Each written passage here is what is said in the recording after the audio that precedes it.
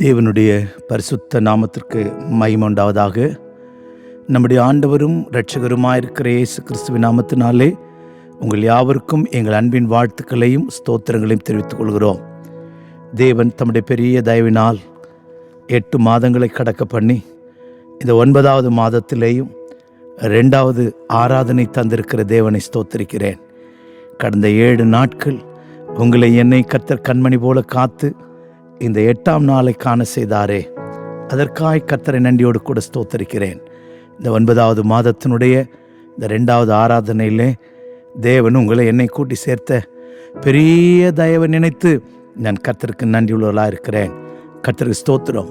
அவர் செய்த எல்லா நன்மைகளையும் நினைத்து கொஞ்ச நேரம் நம்ம எல்லாரும் கர்த்தரை ஸ்தோத்திரம் பண்ணலாமா? ஸ்தோத்திரம், ஸ்தோத்திரம், ஸ்தோத்திரம், ஸ்தோத்திரம், ஸ்தோத்திரம். Praise the Lord. ஸ்தோத்திரம், ஸ்தோத்திரம்.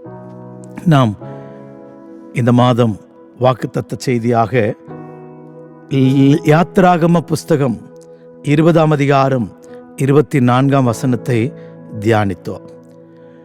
Exodus chapter 20 verse 24. மண்ணினாலே பலிபீடத்தை எனக்கு உண்டாக்கி அதன் மேல் உன் ஆடுகளையும் மாடுகளையும் சர்வாங்க தகன பலியாகவும் சமாதான பலியாகவும் செலுத்துவாயாக.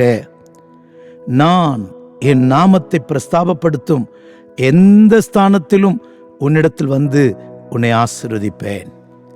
கர்த்தருடைய நாமத்திற்கு மகிமை உண்டாகட்டும். ஆண்டவர் நமக்கு தந்திருக்கிற தைரியமான ஒரு வாக்குத்தத்தம், நான் என் நாமத்தை பிரஸ்தாபப்படுத்துகிற எந்த ஸ்தானத்திலும் உன்னிடத்தில் வந்து உன்னை ஆசீர்வதிப்பேன். அவரை பிரஸ்தாபம் பண்ணுகிற எந்த ஸ்தானமானாலும் அந்த இடத்துல வந்து நம்மை அவர் ஆசீர்வதிப்பேன் என்று அவர் சொல்லுகிறார். கர்த்தருடைய நாமத்திற்கு மகிமை உண்டாகட்டும். கர்த்தர் தான் நம்மை ஆசீர்வதிக்க வேண்டும். ஈசாக்கை தேவன் ஆசீர்வதித்தார் என்று படிக்கிறோம். ஆபிரகாமை கர்த்தர் உன்னை ஆசீர்வதிப்பேன், சபிக்கிறவர்களை சபிப்பாய், நீ ஆசீர்வாதமாயிருப்பாய் என்று சொன்னார். கர்த்தர் ஸ்தோத்திர. வேதத்திலே தேவன் ஆசீர்வதித்த தேவ ஜனங்களை குறித்து பார்க்கிறோம். ஆசீர்வாதத்திற்கு சொந்தக்காரர்களாய் ஜீவித்ததை குறித்து நாம் அறிந்திருக்கிறோம். ஆம் பிரியமானவர்களே, நீதிமொழிகளின் புஸ்தகத்திலே நாம் படிக்கிறது போல கர்த்தருடைய ஆசீர்வாதமே ஐஸ்வர்யத்தை தரும். அதனோடு கர்த்தர் வேதனையை கூட்டார். அதனோடு கர்த்தர் வேதனையை கூட்டார். ஆம், நான் என் நாமத்தை பிரஸ்தாபப்படுத்தும் எந்த ஸ்தானத்திலும் என்று வாசிக்கிறோம். கர்த்தருடைய நாமத்திற்கு மகிமை உண்டாகட்டும். தேவனை பிரஸ்தாபப்படுத்த உங்களை என்னை கர்த்தர் ஆசீர்வதித்துக் கொண்டே இருப்பார். 10ஆம் அதிகாரம் 6ஆம் வசனம் நீதிமொழிகளின் புஸ்தகத்தில் படிக்கும்போது நீதிமான்களுடைய சிரசின் மேல் ஆசீர்வாதம் தங்கும் என்று படிக்கிறோம். ஆம் பிரியமானவர்களே, கர்த்தர் உங்களையும் என்னையும் இந்த செப்டம்பர் மாதம் வந்து ஆசீர்வதிப்பேன் என்று சொல்லுகிறார். அதற்காக தேவன் நம்மிடத்தில் எதிர்பார்க்கிற ஒரே ஒரு காரியம், அவரை பிரஸ்தாபம் பண்ண வேண்டும். அவரை பிரஸ்தாபம் பண்ண வேண்டும். அவரை பிரஸ்தாபம் பண்ண அவர் நம்மிடத்தில் வருவார். அவரை உயர்த்த நம்மிடத்தில் வருவார். அவரை நாமத்தை புகழ நம்மிடத்தில் வருவார். பிரஸ்தாபப்படுத்துகிறவர்களே, நீங்கள் அமெரிக்கையா இருக்கலாகாது. பிரஸ்தாபப்படுத்துகிறவர்களாய் தேவன் நம்மை இந்த பூமியிலே வைத்திருக்கிறார். அவரை பிரஸ்தாபப்படுத்துவோம். அவர் நாமத்தை பிரஸ்தாபப்படுத்துவோம். அவருடைய மகிமையை பிரஸ்தாபப்படுத்துவோம். அவர் நமக்கு செய்த மகா நன்மைகளை பிரஸ்தாபப்படுத்துவோம். அவருடைய இரக்கங்களை பிரஸ்தாபப்படுத்துவோம். கர்த்தரை துதித்து அவருடைய நாமத்தை உயர்த்துவோம். தேவன் நம்மை ஆசீர்வதிப்பார். கர்த்தருடைய நாமத்திற்கு மகிமை உண்டாகட்டும். இங்கே ஆண்டவர் சொல்லுகிற ஒரு நல்ல வார்த்தை, நான் என் நாமத்தை பிரஸ்தாபப்படுத்தும் எந்த ஸ்தானத்திலும் உன்னிடத்தில் வந்து உன்னை ஆசீர்வதிப்பேன். கர்த்தர் நம்மிடத்தில் வந்து நம்மை ஆசீர்வதிப்பார். கர்த்தர் ஸ்தோத்திரம். எப்படி ஆசீர்வதிப்பார் அப்படின்னு நான் கொஞ்சம் அப்படி யோசித்து பார்த்தேன். நான் இப்போது திருநெல்வேலியில் வள்ளியூரில் இருக்கிறேன். இங்கேயாலும் கன்வென்ஷன் போகும்போது அந்த பாஸ்டர்மார்கள் சில கேட்பாங்க, என்ன பாஸ்டர் திருநெல்வேலியிலேருந்து வந்திருக்கீங்க, ஒரு அல்வா கொண்டு வரக்கூடாதா அப்படின்னு. அல்வா வாங்கிட்டு வரக்கூடாதான் அப்போ பாருங்க, நமக்கு ரொம்ப வேண்டியவர்கள், நெருங்கினவர்கள் ஊரில் இருந்து வரும்போது அந்த தேசத்தின் உச்சிதம் இதாயில கொண்டு வருவாங்க அப்படின்னு நினைக்கிறது. ஒரு மனுஷன் வரும்போதே அப்படி தேசத்தின் உச்சிதங்களை கொண்டு வந்து கொடுத்து ஆசீர்வதிக்கிறது உண்மையானால், பரலோகத்தில் இருக்கிற தேவன் அவரை தொழுது கொள்ளுகிற, அவரை பிரஸ்தாபப்படுத்துகிற எந்த ஸ்தானத்திலும் நான் வருவேன் சொல்லியிருக்கிறார். ஐயா, நீங்கள் அவரை பிரஸ்தாபப்படுத்த அவர் வெறுங்கையாய் வரமாட்டார். ஆசீர்வாதங்களோடு கூட வருவார். உத்தம ஆசீர்வாதங்களோடு கூட வருவார். உன்னத ஆசீர்வாதங்களோடு கூட வருவார். உத்தம ஆசீர்வாதத்தோடு கூட நீர் அவருக்கு எதிர்கொண்டு போவீர் என்று படிக்கிறோம். ஐயா, உலகத்தில் பொல்லாதவர்களாகிய நீங்கள் என்று வேதம் சொல்லுகிறது. பொல்லாத மனுஷனே அவனால் இயன்ற சில நன்மைகளை, கொஞ்சம் ஸ்நாக்ஸ், அந்த வீட்டுக்கு போனால் பிள்ளைகள் இருப்பாங்களே, பெரியவங்க இருப்பாங்க, ஏதாவது ஒரு பண்டம் பாடிகளை வாங்கிட்டு போகிறான்னா, பரலோகத்தின் தேவன் உன்னை என்னையும் சந்திக்க, குடும்பமாய் நீ ஆராதிக்கும் போது, குடும்ப ஜெபம் பண்ணும்போது, தேவனை பாடும்போது, தேவனை உயர்த்தும் போது, அவரை பிரஸ்தாபம் பண்ணி கொண்டிருக்கும் போது உன்னை சந்திக்க வருகிற இயேசு சும்மா வருவாரா? சும்மா வரமாட்டாரையா? ஆசீர்வாதத்தோடு கூட வருவார். கர்த்தருக்கு ஸ்தோத்திரம். இரண்டாவதாக, வெறுங்கையனாய் ஒருவனும் என் சமூகத்தில் வரக்கூடாது, வெறுங்கையனாய் ஒருவனும் என் சமூகத்தில் வரக்கூடாது என்று சொன்ன கர்த்தர், இப்போ பாருங்க, யோசித்து பாருங்களேன். நீங்களும் நானும் அவர் சமூகத்துக்கு வரும்போது வெறுங்கையாய் வரக்கூடாதுன்னா, உன்னை தேடி, உன்னுடைய சமூகத்தை தேடி, உன்னுடைய ஆராதனையை தேடி, நீ புகழ்கிற உயர்த்துகிற துதியை தேடி வருகிற கர்த்தர் சும்மா வருவாரா? நிச்சயமா வரமாட்டார். உனக்கு வேண்டிய ஆசீர்வாதத்தோடு கூட வருவார். உனக்கு வேண்டிய நன்மையோடு கூட வருவார். கர்த்தர் ஸ்தோத்திரம். ஆதியாகம புஸ்தகத்தில் நாம் படிக்கும்போது ஆபிரகாமை தேடி 3 புருஷர்கள் வந்தார்கள் என்று படிக்கிறோம். கர்த்தருக்கு ஸ்தோத்திரம். 18ஆம் அதிகாரம் 2ஆம் வசனத்திலே தன் கண்களை ஏறெடுத்து பார்க்கும்போது இதோ 3 புருஷர் அவனுக்கு எதிரே நின்றார்கள். அவர்களை கண்டவுடனே அவன் கூடார வாசலிருந்து அவருக்கு எதிர்கொண்டு ஓடி தரை மட்டும் குனிந்து, ஆண்டவரே, உம்முடைய கண்களில் எனக்கு கிருபை கிடைத்ததானால் நீர் உமது அடியனை விட்டு போக வேண்டாம் என்று கேட்டார். கர்த்தருக்கு ஸ்தோத்திரம். அவங்க வந்தவங்க அவங்க சும்மா போல ஒரு உற்பவ கால திட்டத்திலே சாராள் ஒரு பிள்ளையை அணைத்து கொண்டிருப்பாள் என்று சொன்னார்கள். 10ஆம் வசனத்தை பாருங்கள். 18:10 ஆதியாகமம். அப்பொழுது அவர், ஒரு உற்பவ கால திட்டத்தில் நிச்சயமாய் உன்னிடத்திற்கு திரும்ப வருவேன். அப்பொழுது உன் மனைவியாகிய சாராளுக்கு ஒரு குமாரன் இருப்பான். சாராள் அவளுக்கு பின்புறமாக கூடார வாசல் இதை கேட்டுக்கொண்டிருந்தாள். ஆபிரகாமும் சாராளும் வயது சென்று முதியவர்களாயிருந்தார்கள். ஸ்திரீகளுக்குள்ள வழிபாடு சாராளுக்கு நின்று போயிற்று. ஆகையால் சாராள் தன் உள்ளத்தில் நகைத்து, நான் கிழவியும் என் ஆண்டவனுக்கு முதிர் வயதுள்ளமான பின்பு எனக்கு இன்பம் உண்டாயிருக்குமோ என்று சொல்லி நகைத்தாள் என்று படிக்கிறோம். கர்த்தருக்கு ஸ்தோத்திரம். நான் கொஞ்சம் இப்படி வித்தியாசமாய் சிந்திக்கிறேன்.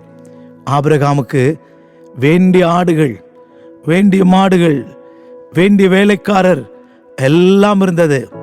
ஆனால் ஆபிரகாமுக்கு இல்லாதது ஒன்னே ஒன்று. என்னன்னு சொன்னா, கர்த்தருக்கு ஸ்தோத்திரம், பிள்ளை செல்வம். ஆபிரகாமே 15ஆம் அதிகாரத்திலே வருத்தத்தோடு சொல்லுகிறான். கர்த்தருக்கு ஸ்தோத்திரம். அவன் என்ன சொல்லுகிறான்? எனக்கு என்ன தருவீர் ஆண்டவரே? தமஸ்கு ஊரானாகிய இந்த எலியேசர் என் வீட்டு விசாரணைக்காரனா இருக்கிறானே, எனக்கு என்ன தருவீர்? நான் புத்திர சந்தானம் இல்லாதவனா இருக்கிறேனே. கர்த்தருக்கு ஸ்தோத்திரம்.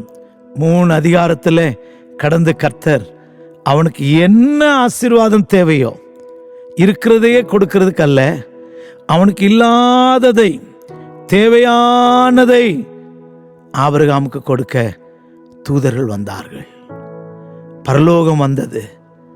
பிதாவாகிய தேவனும் குமாரனாகிய இயேசுவும் பரிசுத்த ஆவியானவரும் ஆபிரகாமின் கூடார வாசலுக்கு வந்தார்கள். அருமையானவர்களே, என் நாமத்தை பிரஸ்தாபப்படுத்தும் எந்த ஸ்தானத்திலும் நான் வந்து உன்னை ஆசீர்வதிப்பேன். வெறுங்கையாய் வரமாட்டார். உன்னை சந்திக்க ஆசீர்வாதத்தோடு வருவார். ஆசீர்வாதம் என்பது சாதாரண ஆசீர்வாதம் அல்ல. உனக்கு என்ன தேவையோ, இன்னும் ஆபிரகாமே உனக்கு இன்னும் 1000 மாடு தருவேன், இன்னும் 1000 வேலைக்காரர் தருவேன், ஆடு மாடுகளை தருவேன்னு சொல்லல. 18:10 ஒரு உற்பவ கால திட்டத்திலே சாரால் ஒரு குமாரனை அணைத்து கொண்டிருப்பாள். கர்த்தருக்கு ஸ்தோத்திரம். என்ன ஆசீர்வாதம் தேவையோ அதை உங்களுக்கு எனக்கு கர்த்தர் தருவார். எத்தனை பேர் விசுவாசிக்கிறோம்?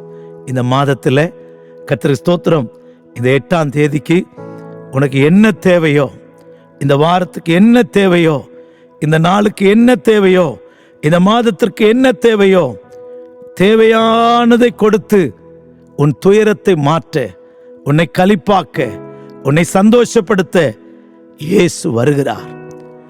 நான் என் நாமத்தை பிரஸ்தாபப்படுத்தும் எந்த ஸ்தானத்திலும் உன்னிடத்தில் வந்து உன்னை ஆசீர்வதிப்பேன் சொல்லியிருக்கிறாரே. அல்லேலூயா. கர்த்தர் வந்து உங்களை என்னை ஆசீர்வதித்து நன்மையினால் கிருபையினால் முடிசூட்டி பலப்படுத்த போகிறார். உனக்கு வேண்டியதை தரப்போகிறார்.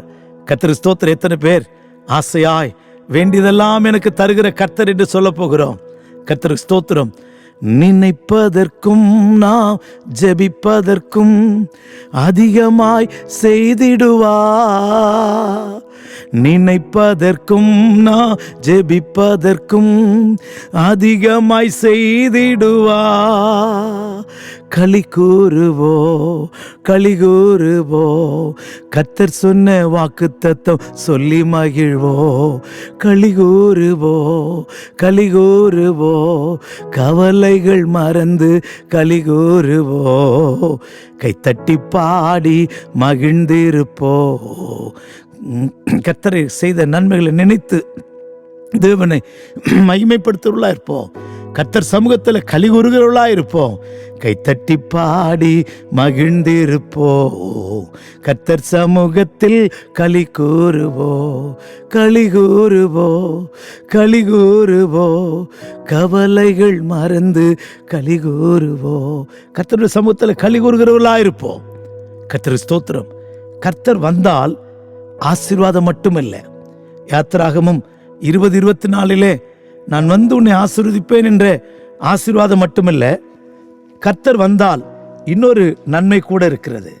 கர்த்தருக்கு ஸ்தோத்திரம். மத்தேயு சுவிசேஷம் 8ஆம் அதிகாரத்திலே நான் படிக்கும்போது அங்கே ஒரு மனுஷன் இயேசுவினிடத்தில் வருகிறான்.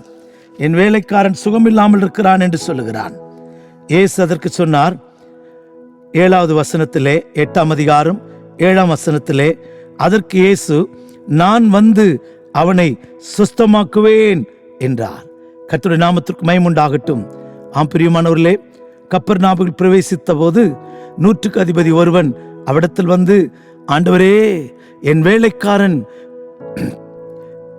என் வீட்டில் வேலைக்காரன் திமிர்வாதமாய் கொடிய வேதனைப்படுகிறான். அவரை நோக்கி வேண்டிக் கொண்டான். ஆமாண்டவரே, என் வீட்டில் இருக்கிற வேலைக்காரனுக்காக வேண்டிக் கொண்ட ஒரு எஜமானன். அப்ப இயேசு சொல்றார், நான் வந்து சுகமாக்குவேன். இந்த செப்டம்பர் மாதம் 8ஆம் தேதி கர்த்தரை உன் வீட்டுக்கு வரவை. வாங்க ஆண்டவரே, வந்து ஆசீர்வதிப்பேன் சொன்னீங்களே. உன் வீட்டில் ஆராதனை சத்தம் கேட்கட்டும், துதியின் சத்தம் கேட்கட்டும், ஜெயத்தின் சத்தம் கேட்கட்டும், கர்த்தரை உயர்த்துகிற சத்தம் கேட்கட்டும், கர்த்தருடைய நாமத்தை பிரஸ்தாபப்படுத்துகிற சத்தம் கேட்கட்டும். இயேசுவின் கூடாரத்துக்கு வருவார். நான் வந்து அவனை சுகமாக்குவேன். பேதுருவின் வீட்டிற்கு இயேசு வந்தார். பேதுருவின் மாமி ஜுரமாயிருந்தால் அவள் கைப்பிடித்து எழுப்பி சுகமாக்கினார். கர்த்தர் வந்தால் ஆசீர்வாதம் மட்டும் இல்லையா, அவரோடு கூட சுகமும் சேர்ந்து வரும். உன் அலங்கத்திற்குள்ளே சமாதானம், உன் அரண்மனைக்குள்ளே சுகம், உன் வீட்டிலே சுகத்தை தரும்படி இயேசு வருகிறார். இந்த கால வேளையிலே உனக்கு சுகம் வேண்டுமா? உனக்கு சௌக்கியம் வேண்டுமா? உன் பலவீனம் மாறணுமா?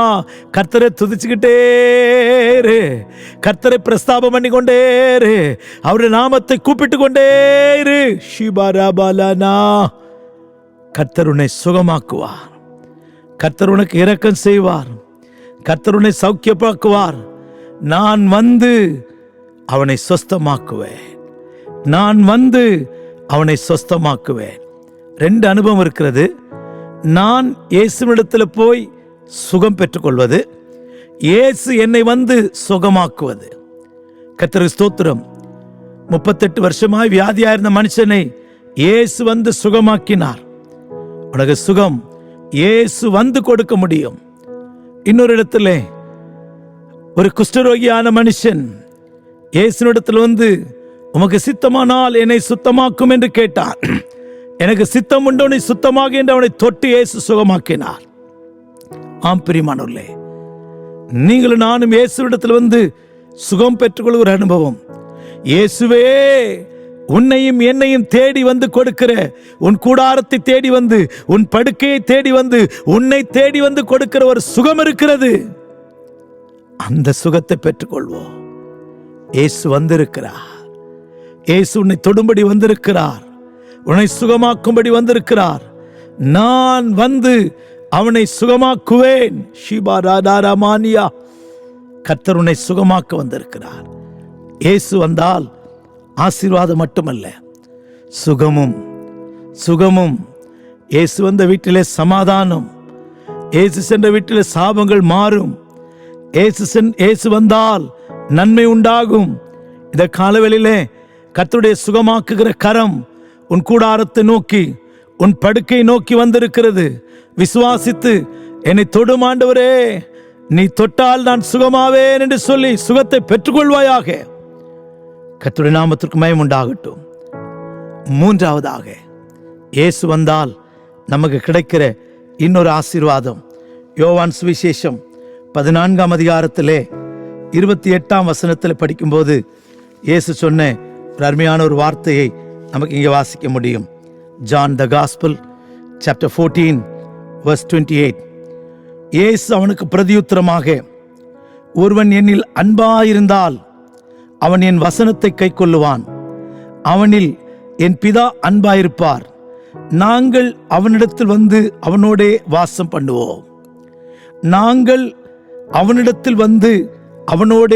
பண்ணுவோம். கர்த்தருக்கு ஸ்தோத்திரம். கர்த்தர் உன்னோடு வாசம் பண்ண வந்திருக்கிறார். கர்த்தருக்கு ஸ்தோத்திரம். நீங்கள் இயேசுவை நேசித்தால், ஒருவன் என்னில் அன்பாயிருந்தால் வசனத்தை கைக்கொள்ளுவான். யார் தேவனை நேசிக்கிறார்களோ, யார் வசனத்தை கைக்கொள்கிறார்களோ, அவர்களோடு கூட கர்த்தர் இருக்கிறார். ஓராபானியா. கர்த்தர் வந்து வாசம் பண்ணுவாராம். இதைதான் சகரியாவின் புஸ்தகத்திலே 2ஆம் அதிகாரத்திலே நாம் படிக்கும்போது 10வது வசனத்திலே சீயோன் குமாரத்தை பார்த்து வேதம் சொல்லுகிறது. 10வது வசனத்திலே, சீயோன் குமாரத்தியே கம்பீரித்து பாடு, இதோ நான் வந்து உன் நடுவில் வாசம் பண்ணுவேன் என்று கர்த்தர் சொல்லுகிறார். கர்த்தர் சொல்லுகிறார், நாங்கள் வந்து வாசம் பண்ணுவோம். கர்த்தருடைய நாமத்திற்கு மகிமை உண்டாகட்டும். அப்படியானால் பரலோகமே உன்னுடைய வீட்டில் வந்து உன்னோடு கூட வந்து வாசம் பண்ணும். எப்போ? நீ என் வசனத்தை கை கொண்டால், என் வசனத்தை பிடித்து கொண்டால், என்னில அன்பாயிருந்தால். கர்த்தருக்கு ஸ்தோத்திரம். தேவனுடைய பாடும்போது கம்பீரித்து பாடு. கம்பீர் சீயோன் குமாரத்தியே, கம்பீரித்து பாடு, இதோ நான் வந்து உன் நடுவில் வாசம் பண்ணுவேன். எவ்வளவு பெரிய பாக்கியம். உங்க வீட்டில் சொந்தக்காரங்க வரல, எனக்கு வேண்டியவங்க வரலன்னு கவலைப்படாதீங்க. கர்த்தர் வரட்டும், ஆண்டவர் வரட்டும். ஆண்டவரை விட ரொம்ப வேண்டியவங்க இந்த உலகத்தில் யாருமே இல்லை. இந்த இயேசு வந்தால் சும்மா வர மாட்டார், ஆசீர்வாதத்தோடு வருவார். இந்த இயேசு வந்தால் சும்மா வர மாட்டார், உனக்கு வேண்டிய சுகத்தோடு கூட வருவார். இந்த இயேசு வந்தால் சும்மா வந்து போயிட மாட்டார், உன்னை ஆசீர்வதிக்காம போகவே மாட்டார்.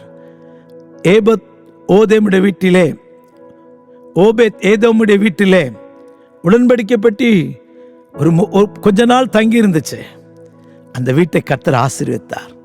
கொஞ்ச நாள் தங்கியிருந்த அந்த வீட்டையே கர்த்தர் ஆசீர்வதிப்பாரானால், வானத்தையும் பூமியை உண்டாக்கின கர்த்தர் உங்களுக்குள்ளே எனக்குள்ளே வந்து வாசம் பண்ணி, உங்களுக்குள்ளே எனக்குள்ளே உலாவி, நான் அவர்கள் தேவன் என்று சொல்வோரானால், எத்தனை பாக்கியம், எத்தனை நன்மை, எத்தனை ஆசீர்வாதம். கர்த்தர் நம்முடைய கூடாரத்தில் வரட்டும். கர்த்தர் பெஞ்சமினுடைய எல்லைகளில் வாசம் பண்ணட்டும். கர்த்தர் உங்களுக்குள்ளே எனக்குள்ளே உலாவட்டும். கர்த்தர் உங்களிலே என்னிலே தங்கி இருக்கட்டும். ஓ காட், நன்றி நன்றி ஏசப்பா. வாங்கப்பா, எங்களோட தங்கிருங்க ஆண்டவரே.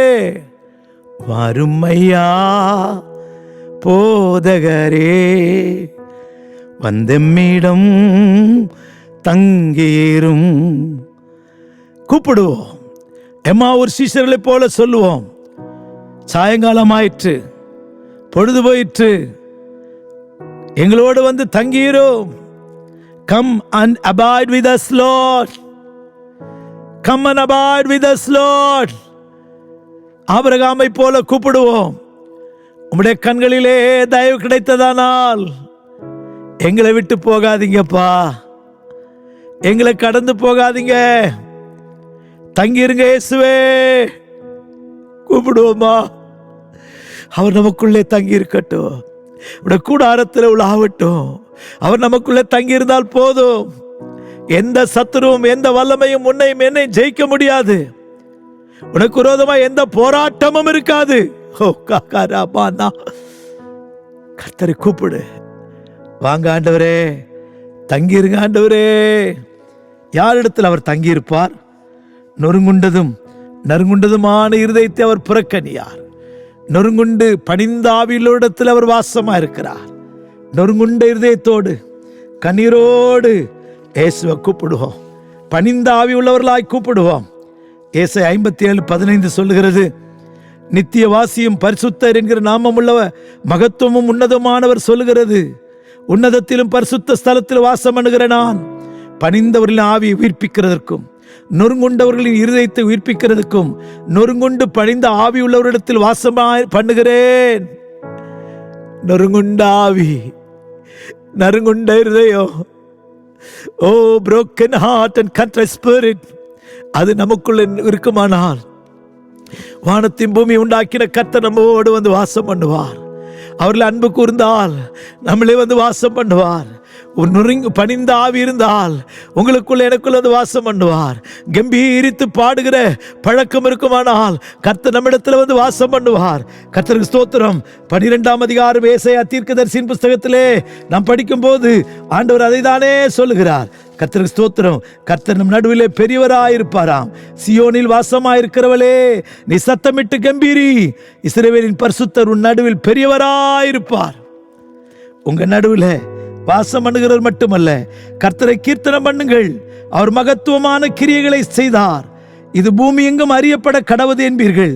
சியோனில் வாசமாயிருக்கிறவர்களே, சத்தமிட்டு கம்பீரி. சியோன் குமாரத்தையே, சத்தமிட்டு பாடு. கர்த்தர் உன்னோடு கூட வாசம் பண்ணுவார். உன் எல்லைகள் எல்லாம் சமாதானம் உள்ளதா இருக்கும். இயேசு வந்தால் ஆசீர்வாதம், இயேசு வந்தால் சுகம், இயேசு வந்தால் நம்மோடு கூட தங்கி இருப்பார்.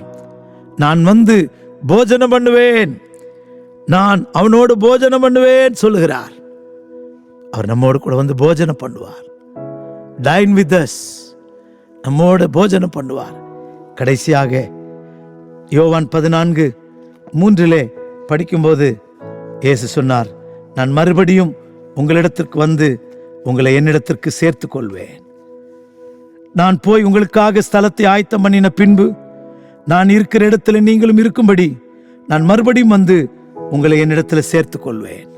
நம்மை சேர்த்து கொள்ள, அவர் இருக்கிற இடத்துல நம்மை கொண்டு போய் சேர்க்க இயேசு வரப்போகிறார். இயேசு வரப்போகிறார். நான் வந்து மறுபடியும் வந்து உங்களை என்னிடத்திலே சேர்த்து கொள்வேன் சொல்றார். இயேசு இருக்கிற இடத்துக்கு நாம போக நமக்காக ஒரு வாசஸ்தலத்தை, ஒரு ஸ்தலத்தை ஆயத்தம் பண்ணி கொண்டிருக்கிறார். அந்த சியோன் எருசலேமை ஆயத்தம் பண்ணி கொண்டிருக்கிறார். ஆயத்தம் பண்ணின பின்பு இயேசு வருவார். கர்த்தர் சியோனை கட்டி தமது மகிமையில வெளிப்படுவார் என்று எழுதியிருக்கிறது. பிரஸ்தாபம் பண்ணுகிறவர்களே, கர்த்தரை பிரஸ்தாபம் பண்ணிக்கிட்டே இருப்போம். வருவார், இயேசு வருவார், உங்களையும் என்னை சேர்க்க வருவார். ஆசீர்வதிக்கப்படுவோம். ஆசீர்வாதத்தோடு வருவார், சுகம் தரும்படி வருவார், வாசம் பண்ண வருவார், மகிமையிலே சேர்த்து கொள்ள வருவார். அவரை பிரஸ்தாபம் பண்ணுவோம். இத்தனை ஆசீர்வாதங்களை பெற்றுக்கொள்வோம். ஜெபிக்கலாமா? தாவே உமக்கு ஸ்தோத்திரம். நான் என் நாமத்தை பிரஸ்தாபப்படுத்தும் எந்த ஸ்தானத்திலும் வந்து உங்களை ஆசீர்வதிப்பேன் சொன்னீரே. நீர் வந்து எங்களை ஆசீர்வதியும். நீர் வந்தால் ஆசீர்வாதம். நான் வந்து சுகமாக்குவேன் சொன்னீரே, சுகமாக்கும். நான் வந்து உங்களோட வாசம் பண்ணுவேன்னு சொன்னீரே, எங்களோட வாசம் பண்ணும். மறுபடியும் வந்து என்னிடத்துல சேர்த்து கொள்வேன்னு சொன்னீரே, அந்த நாளுக்கு ஆயத்தமாக்க வாஞ்சையா இருக்க, ஆசையா இருக்க காத்திருக்கிறோம். வாரும், எங்களை சேர்த்துக்கொள்ள வாரு இயேசுவே. ஒப்பு கொடுக்கிறோம் இயேசு நாமத்தில் பிதாவே. ஆமேன், ஆமேன். கர்த்தர் உங்களை ஆசீர்வதிப்பார். God bless you. Praise the Lord. Anna